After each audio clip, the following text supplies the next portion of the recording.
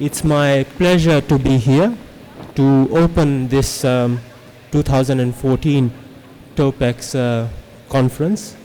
And before going any further, I would like to extend the apologies of the Honorable Prime Minister and the Honorable Minister for Industry, Trade and Tourism, who could not attend this important event due to their parliamentary duties.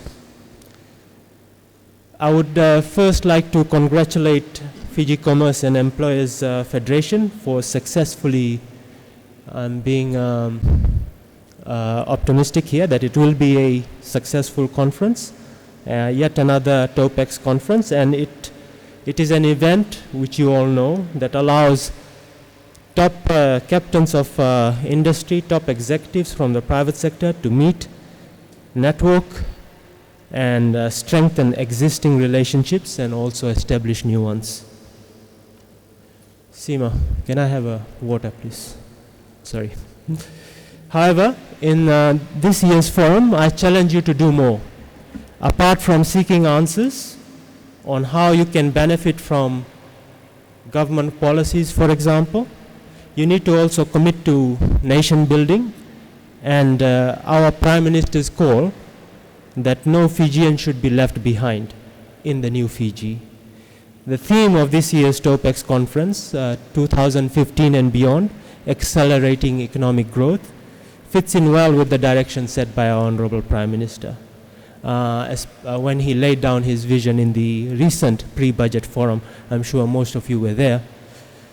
There he stated that we need to cast our eyes further than just 2015 or even the next 4 years. He said we need to think and plan long term.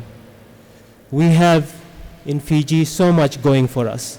It's a perfect investment climate, our central position as the hub of the Pacific, a very talented workforce which will increase with the government's investment in education, modernizing reforms, and most importantly, our very successful transition to genuine parliamentary democracy. Simply put, Fiji is booming and Fiji is thriving.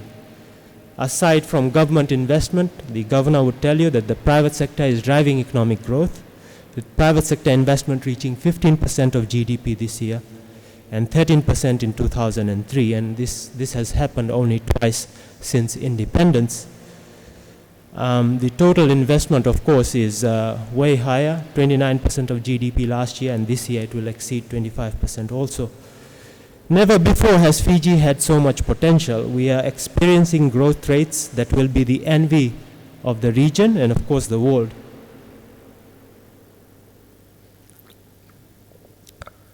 And ladies and gentlemen, we are poised for even better economic performance. Why am I so confident? It comes down to consistent and pro-growth policies of the Fijian government, and this will continue. For example, low and streamlined personal and corporate taxes to encourage spending and investment, elimination of tariffs on a wide range of goods that are important to us, such as plants, machinery, also computers, smartphones, creation of tax-free zones to attract investment to less developed parts of Fiji. Thanks to these and other reforms, Fiji has recorded an average growth of more than 3% for the last 5 years. Last year, our economy grew by 4.6%. And this year, the governor will tell you, of course, that it will be a plus 4% growth. The Fijian government's aim is to ensure more and more Fijians, including the grassroots, are included in this boom and benefit from the growth of our nation's economy. We need smarter, more strategic, more integrated approach from every sector to ensure that our growth is driven from within and is inclusive. There's a session on this, but as far as opportunities beyond our shores go, the Fijian government has been working very hard to secure new markets for our Fijian-made goods and services by continuing to implement and negotiate regional agreements, and these are the Pacific ACP EU Economic Partnership Agreement, the Melanesian Spearhead Agreement, the Spartaca and the Spartaca TCF scheme, and now the PESA Plus agreement. Of course, of this, perhaps PESA Plus is the most topical agreement, but the negotiations are crucial for Fiji. There's no doubt about that.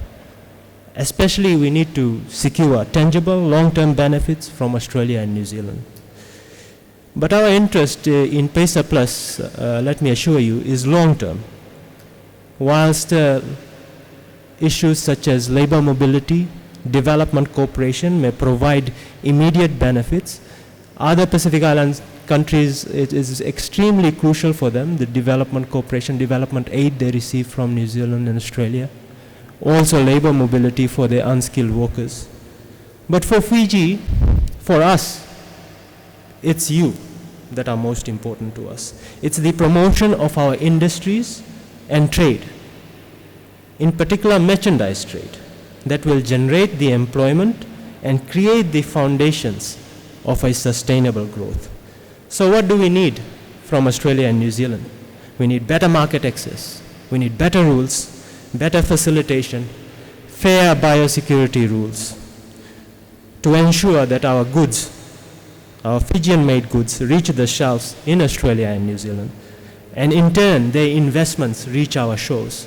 That's, in a nutshell, what our interest is in PESA Plus. If negotiated well, PESA Plus could bring the Pacific region much closer in an economic union. The Fijian government, however, will only commit to the deal if it's on the balance, provides benefits to all Fijians. Ladies and gentlemen, the Fijian government is also embarking on a long-term strategy, as was said in my introduction, through the trade policy framework. I'm sure most of you are aware of this. The Minister for Industry, Trade and Tourism has given the Fijian Parliament a commitment to launch this framework this year, by the end of this year, and this will be good for us. The framework spells out our long-term vision of Fiji's priority sectors, sets targets and timelines. It articulates a detailed development agenda focused on expanding our trading opportunities, promoting industrial growth, attracting domestic and foreign investment, increasing exports of goods and services, emphasizing the importance of value addition, and addressing our supply side constraints. It recognizes the vital role of the private sector and the role it plays in driving growth and development, mapping out a path for closer cooperation and collaboration and partnership with government. Government will continue to undertake reforms to create an enabling environment for you and even a more conducive business environment to attract foreign direct investment. We are working together with Investment Fiji, and the executive chair would be making a presentation also on an online investment approval system that will allow not only foreign investors but soon to be the domestic investors also to obtain approvals from all Tier 1 approval agencies at a one-stop shop that has a digital platform. This will significantly improve the ease of doing business and will promote Fiji as a very modern, friendly investment destination. Whilst it is important that we pursue and enhance both new and existing market opportunities abroad, it is equally vital to strengthen our local business environment. We will continue with the programs which we have initiated, like the National Export Strategy to help our exporters, Fijian Made by Fijian campaign to raise the profile of Fijian made products and to assist exporters find markets abroad. As you know, the Fijian government has also committed to provide $1 million microfinance setup grants to small and micro enterprises that intend to sell crops and other goods and services and have difficulty in accessing finance from commercial lending institutions.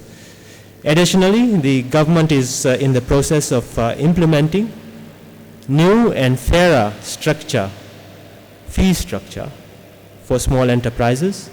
Under this structure, micro and small businesses will be exempt from paying fees to meet health, fire, occupational health, and safety regulations.